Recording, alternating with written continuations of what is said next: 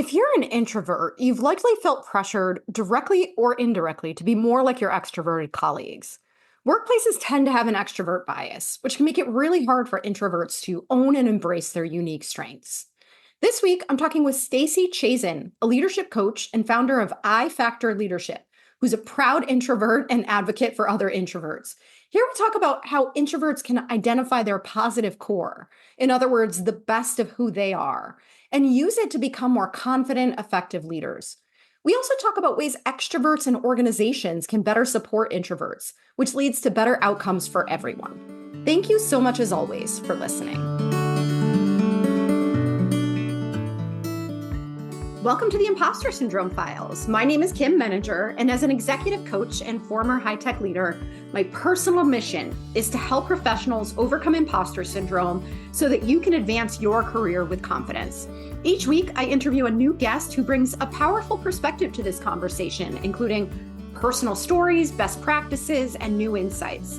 The more we talk about this issue, the more we destigmatize imposter syndrome, recognize that we're not alone, and empower ourselves to access the tools and resources that can help us and those around us.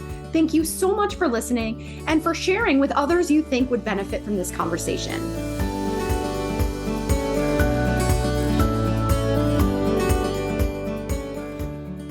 Welcome, Stacey. It is so wonderful to have you here today, and I would love to start by inviting you to introduce yourself. Thank you, Kim. It's great to be here. So my name is Stacey Chazin. I am a leadership coach for introverts. And I'll tell you a little bit about what that means and how I got here. I've been telling this story a number of times lately. And each time I tell it, I've realized that my story starts earlier and earlier in my life, to the point where I now realize it probably started when I was in preschool. And I say that because from the time that we are really young, when we first start to be in social environments, we begin to hear the message that being extroverted is preferable to being introverted.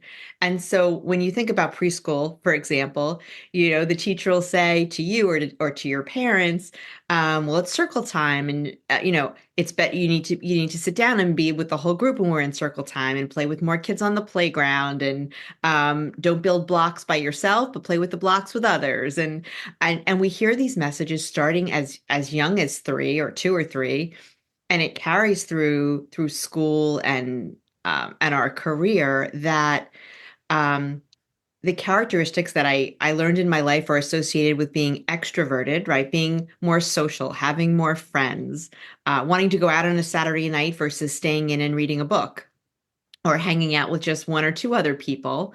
The more social, the more collaborative, the more engaging, that's what society values. And as I was growing up, I would hear people describe me in ways that I was aloof, that I was antisocial, that I wasn't friendly.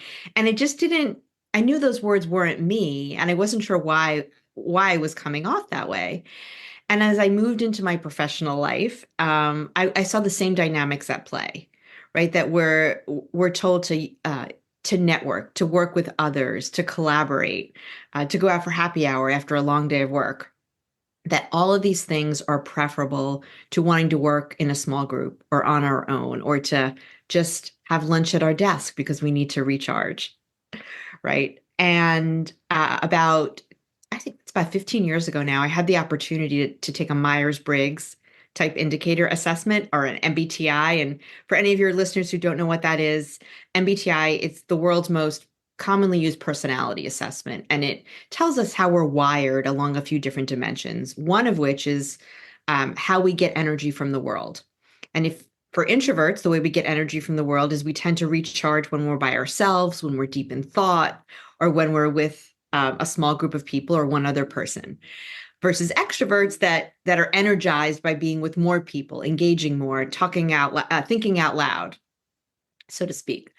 And so I had a chance to do an MBTI assessment, and all of a sudden I realized there was a word to describe what I am, and that's introverted, among other things. And it was this aha moment for me, learning about how I'm wired, but also how my colleagues were wired, and why I worked better with some people than others. And it launched me on this path of realizing that we as introverts are we're challenged in the world because our most workplaces are designed with extroverts in mind, how the day is scheduled, what the expectations are. And I started writing about this, different realizations and aha moments that I had had as an introvert. And I heard back from people when I would publish blog posts saying, I'm feeling the exact same way, right? I feel like the world isn't recognizing me for who I am and appreciating my strengths, and I need to show up differently. I have to pretend to be extroverted and, act like I love to network and go out for happy hours and all these things that just aren't aligned with who I am. And so, fast forward a little bit, I went back to school and got a master's in organizational development and leadership. I got certified as a Myers-Briggs practitioner, and I now help other introverts figure out how they can embrace their strengths and move forward more powerfully at work and move into leadership roles. And I do that through my business, which is called I Factor Leadership, because I say we've got the I factor, we introverts. I love that. And I am curious whether your journey to this point involved, or I shouldn't say whether, because I think it always does, self-doubt. And I guess I'm curious, how did you get to a place where you were brave enough to start putting your thoughts out into the world when so many people instead are thinking, I'm the problem, right? Like, how do you get to a place Yeah. to realize, Yeah.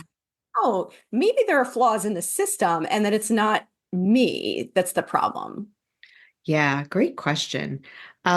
So I think going through the Myers-Briggs assessment and getting this whole report about myself, which I felt like it was like a window to my soul.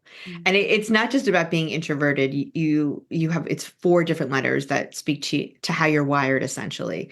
And the combination of those letters are nuanced. It's not just so the sum is greater than the individual parts, right? So one was I saw that, that kind of validated who I am and how I'm wired, and that gave me some confidence.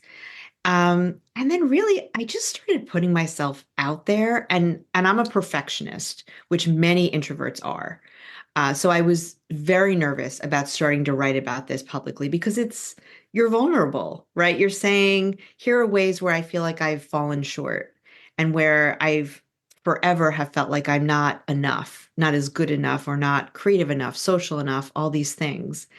And I was really afraid when I first started writing that people were going to write back and say, "Oh, that's not being an introvert, that's just you, and you're flawed in other ways." Or someone was going to write back on social media if I posted a blog and say, "No, you've really got this wrong."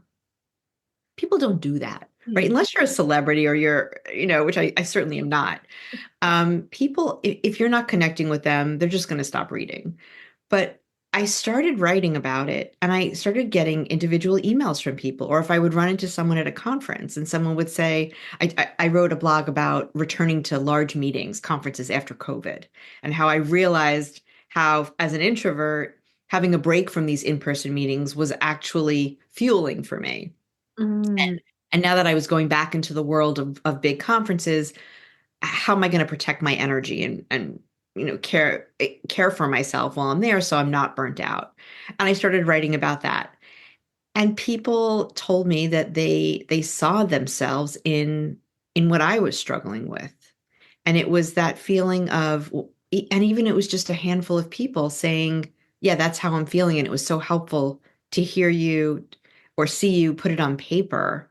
Mm. That was all the motivation I needed. It was very motivating to feel that I was connecting with other people by being vulnerable about the fears I had had and the inadequacies I had felt over the years.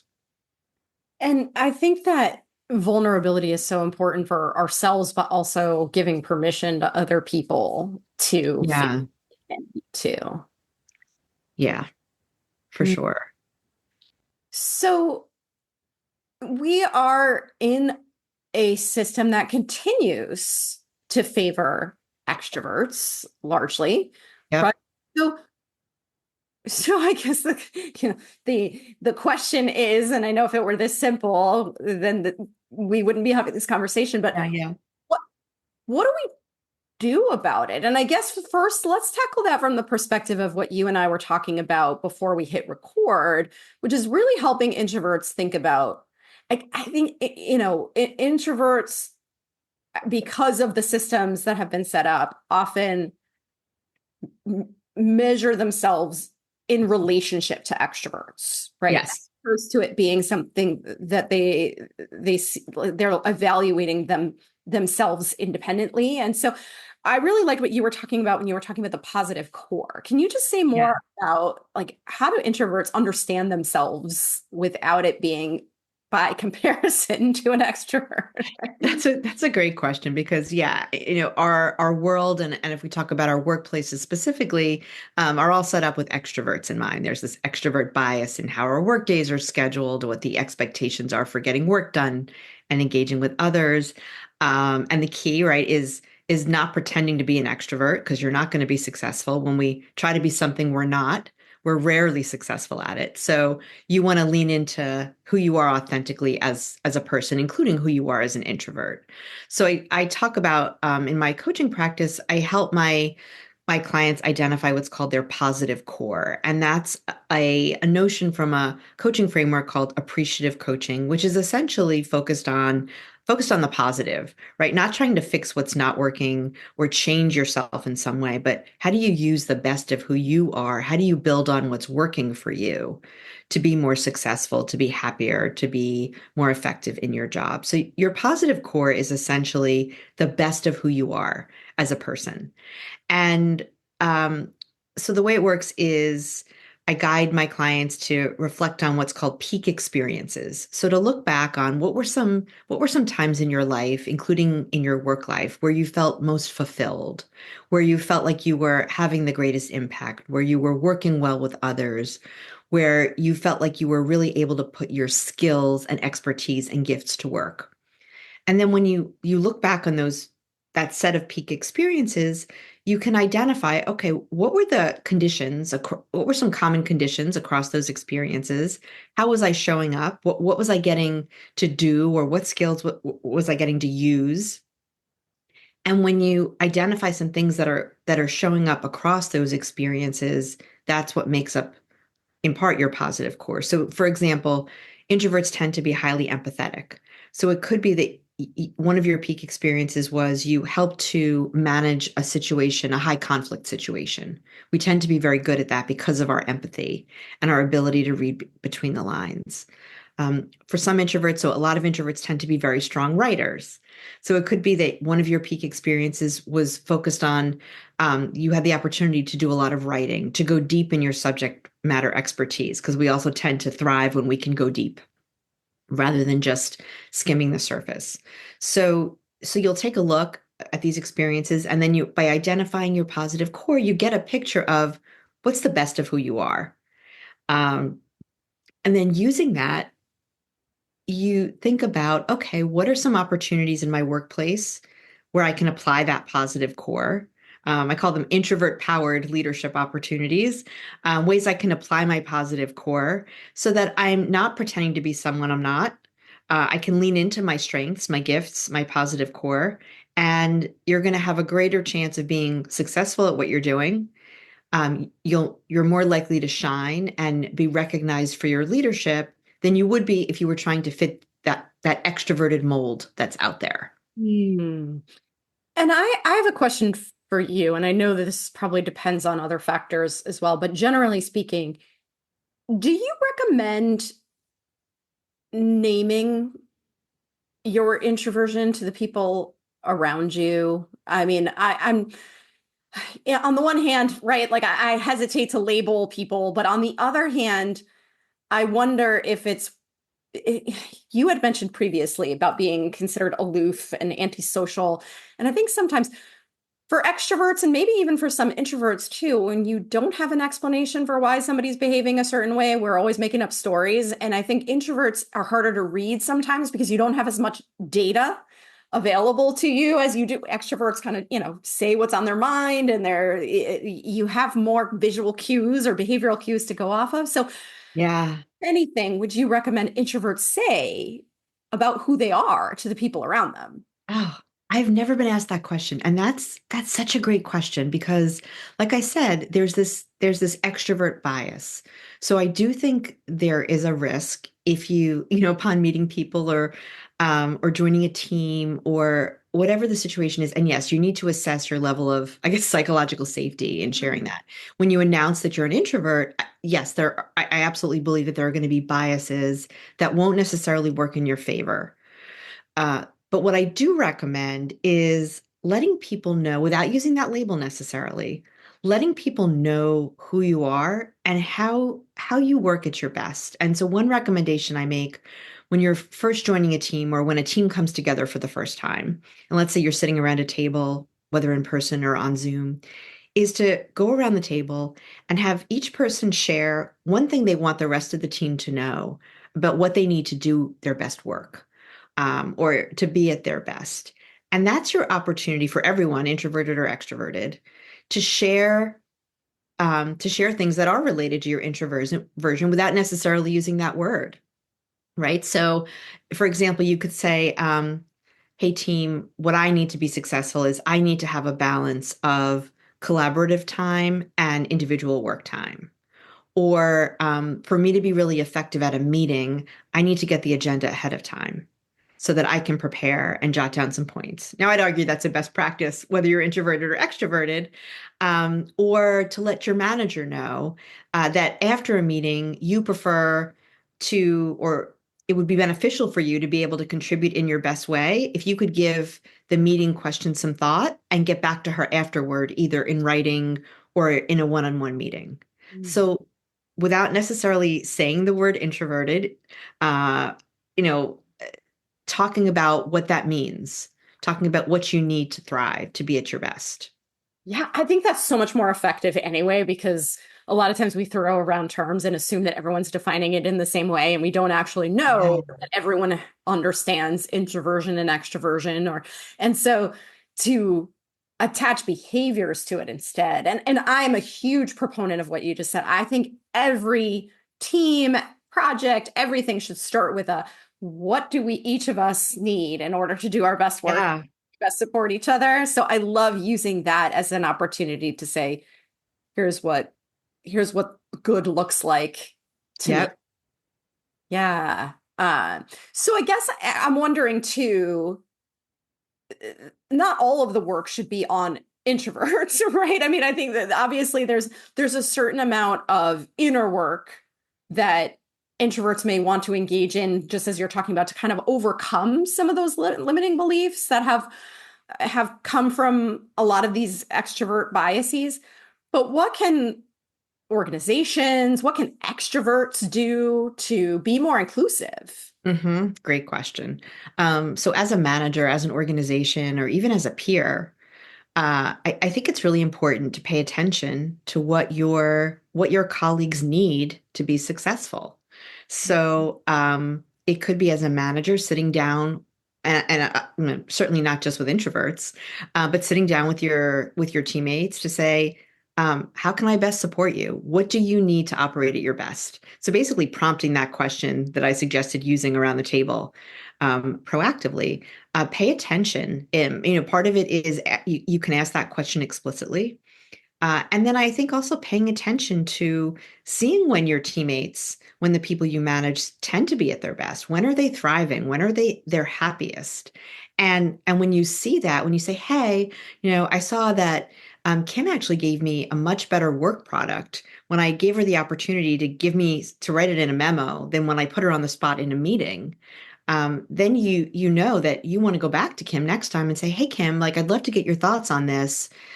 Is that something you might be able to, send me an email by the end of the week? Or I'd love to know what you think. We can sit down and talk one-on-one, or do you want to put something down on paper or on your computer screen?" So pay attention to that. See when your colleagues are thriving and then when they tend not to be, Yeah. right? For example, if you one of the ways that I encourage introverts to manage burnout during the day, like to prevent burnout, is to the extent possible, don't schedule back-to-back meetings. Or some organizations I know have put policies in place where they only want 1 hour meetings to actually be 50 minutes so that people have that 10 minutes, whether it's for a bio break or just to recharge, whatever you need, to try to schedule your day that way. And so if you're seeing as a manager that your team just had a 4 hour meeting or there were back-to-back meetings and you can see some of your teammates seem more depleted after that than others, it gives you clues about how someone is wired, that it's more likely that they're introverted than extroverted. I think that's a really good point to pay attention, to ask the questions directly, but also to pay attention and observe how your team performs and when they do their best work. I also think that there are ways in which managers are just so overwhelmed. And so one of the things that I always get pushback is I don't have time, right? I don't have time for all of this. And I argue you don't have time not to, right? Because Hmm. you're not taking the time to do this, then you're taking unnecessary time to clean up the mess on the other side, That's right? exactly right. You're not going to get as much out of them, and they're more likely to quit, right? They're more likely going to burn out, and then it's going to cost you a whole lot more to recruit and retrain and all that stuff.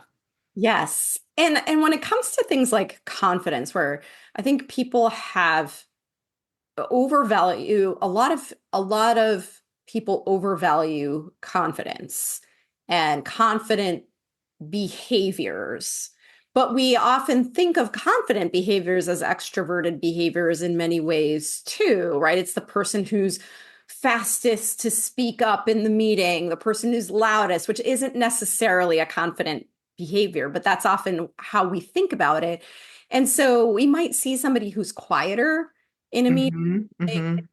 They're not confident, or they're not assertive, or we sort of draw these inappropriate conclusions about their mindset or their leadership capabilities. And I wonder what you think about that, and like where there are opportunities there for both the introvert as well as for the manager. Uh, Yeah.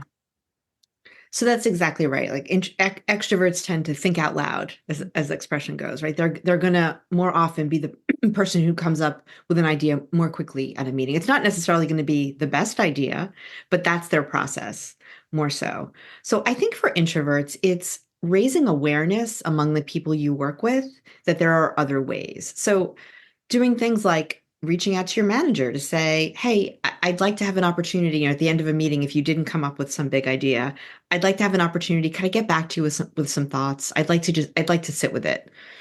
And when you have that time to think more deeply, to let an idea marinate, or to do some research, because we tend to be good researchers, letting your manager know that that would be helpful for you. And when your manager starts to see that when they say yes to that, you're giving them really good ideas, they're getting better work out of you. My hope is that they'll start to make those opportunities available de facto, hmm. that you won't have to ask for it. So it's shining a light on the fact that there are great ideas and great thinking that are going to come out of different processes, not just extrovert friendly processes and structures. Yeah, yeah. And I think sometimes certain roles or certain situations require or favor more on your feet types of thinking, right? Yeah. And so one sometimes people will ask me, well, what if I have to answer a question immediately, but I'd rather think about it, right? Yeah. And so, one of the things that I've suggested, and I wonder if you have other thoughts on this too, is just to say, I would prefer to give that some thought and come back to you with a more thoughtful answer. But if you need an immediate response, right, like here's what's on the top of my head, just so that you've got something in the moment, but you reserve the right to come back later. Yes. Yeah. I think that's perfect. Mm. I do. I mean, and getting a well, a meeting agenda certainly isn't going to cover every question that's going to come up, or every request that's going to come up. Certainly getting that in advance is going to help you to prepare so that you can try to anticipate the questions that might arise and give those some thought ahead of time. But the question you just suggested, the response you just suggested is perfect. Great. I appreciate your reinforcing the importance of the agenda too. I always say to people, you don't have time for a mystery meeting. Oh, I love that. I love that because right all the time, like we hop on a call and people aren't prepared ahead of time because they don't know what's going to be covered.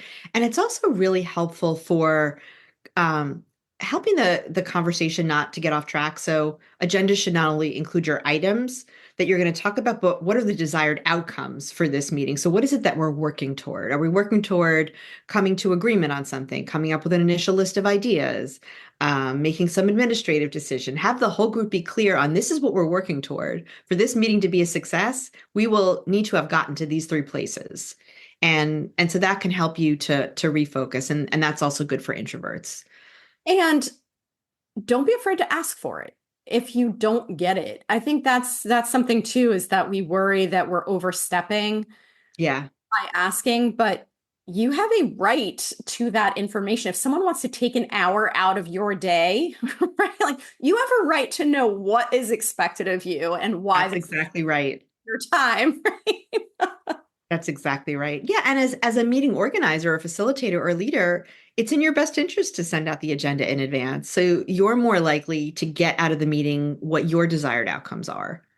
So it's That's not wasting other people's time and it's not wasting yours. that's right. That's it's a best practice, like you said. Absolutely. Well, and one other thing that I wanted to ask you about, because I talk a lot about visibility and self, Mhm.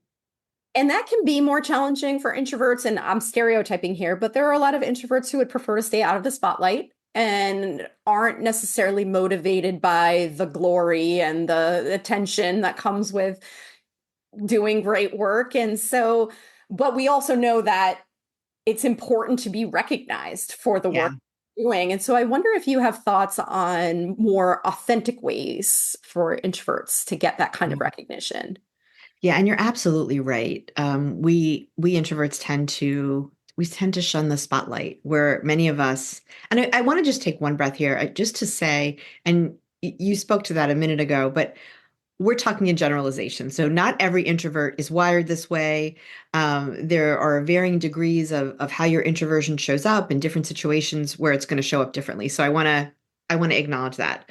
All of that said, we tend to not like to be in the spotlight.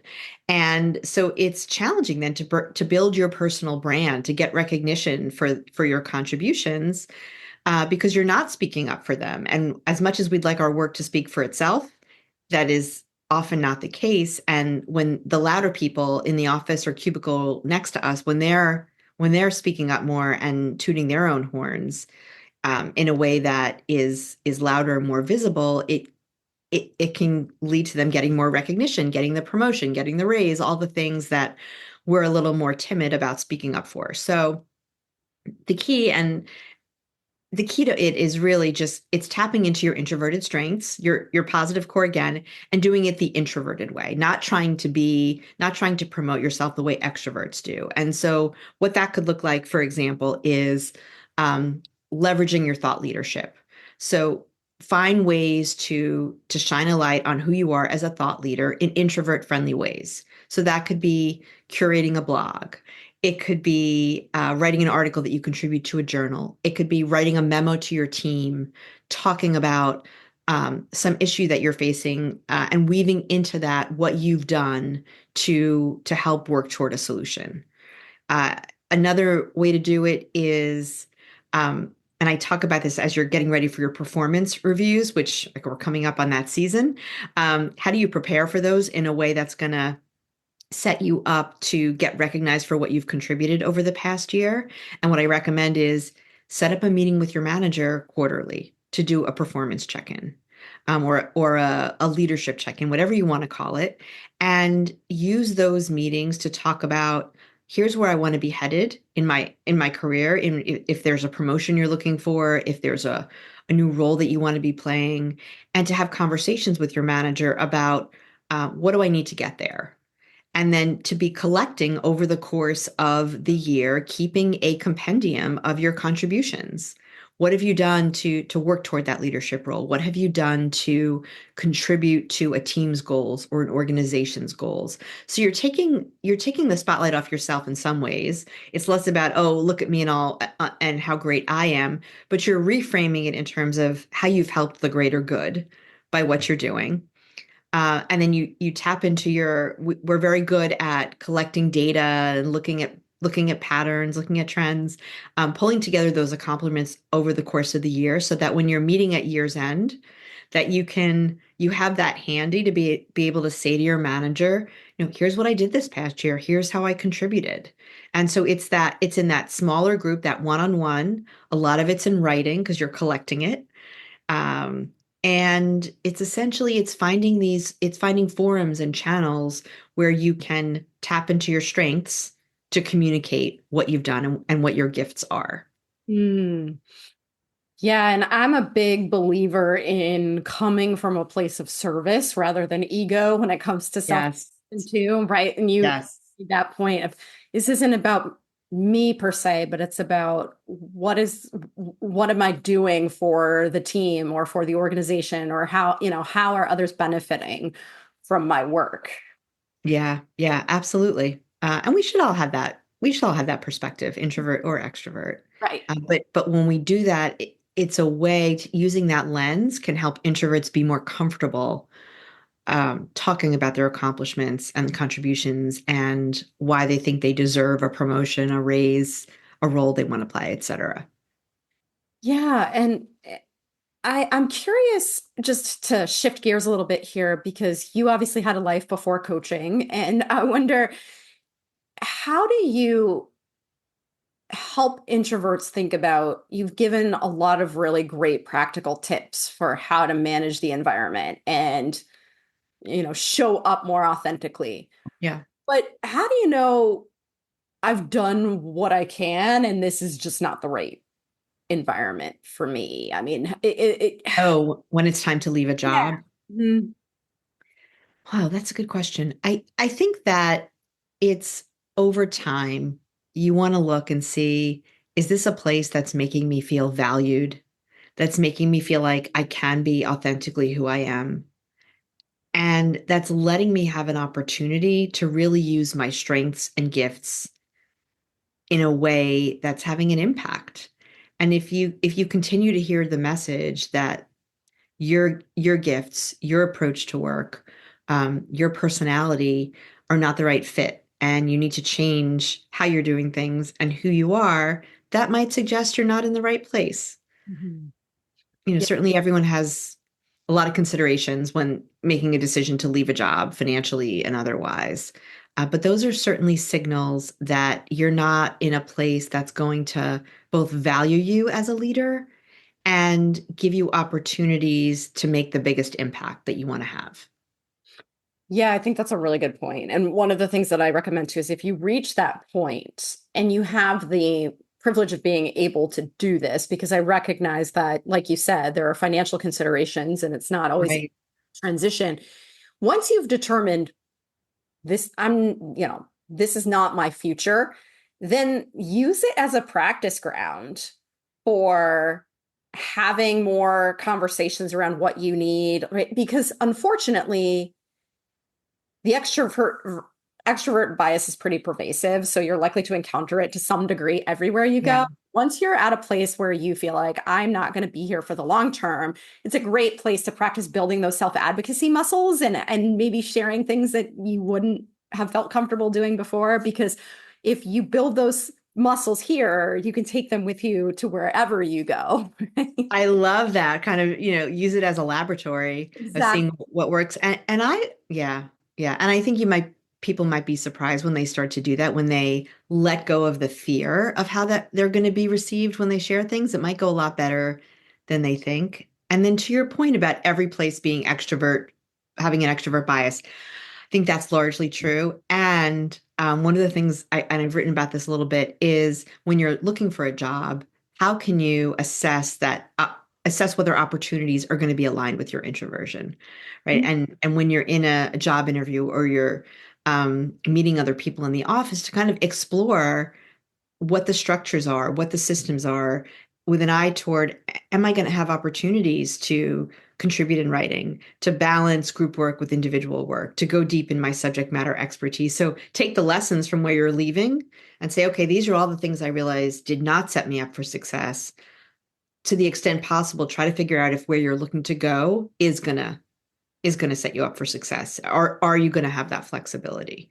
And talking about, in your job interview, maybe not saying I'm an introvert, use your judgment there, but like we talked about earlier, to share with the interviewers what you need to be most successful in the job, and try to get a sense of whether those opportunities will be there for you. Yeah, and I think oftentimes when we're in the interview process, we're so focused on making a good impression on the other party as opposed to really vetting it for Yeah, ourselves. And I think if you have to pretend to be an extrovert in the interview, you're in for a long, exhausting ride. that's right. That's right. Better now if those if those conditions are not going to exist so that you can Yeah, back out gracefully than to have to, you know, I know sometimes people are afraid to ask questions that might weed them out of the process, but if that's what's going to do it, you would rather know that now. that's right. That's right. Maybe you want to weed yourself out of the process. Exactly. Really? Uh, Yeah. this has been such a great conversation, Stacey. Thank you so much for having it with me. And I want to make sure that anybody listening who wants more of you and your work and knows how to find you. Great. Thank you, Kim. Well, this has been fun for me as well. I appreciate it. So people can find me at ifactorleadership.com. I also have, if you go there, if you go to the website, there's a free download that I have there called Daily Productivity Hacks for Introverts. So ways to achieve more with less stress. And it talks about ways that you can set up your workday, set up your workspace to not, to minimize the introvert burnout and get more done. And then I'll also give you a link for the show notes. We talked a little bit earlier about how do you go to a big conference and protect your energy and thrive. So I have a conference survival guide that I created for introverts. It's a free download that I'll give you. I would love people to check it out. And then they can also find me on LinkedIn. On the iFactor Leadership is my handle there. So Fantastic. please check me out. Yes, absolutely. And we'll put the links in the show notes, as you mentioned, as well. And thank you again. This has been such a great conversation. It's very valuable to, I'm sure, many people listening. And thank you for your work. My pleasure. Thank you for your time. Thanks so much for listening to the Impostor Syndrome Files. If you would like to continue this conversation in a safe and trusted space, I would love for you to join my virtual discussion group every Thursday at 12 p.m. Eastern. For the past several years, the group has been limited to women, but it is now open, regardless of gender, to anyone who is interested in exploring and troubleshooting common workplace challenges, building better awareness of ourselves and others, and becoming more inclusive allies at work. Check out the show notes for more info on how to find us, and please join us next week for another episode of the Impostor Syndrome Files.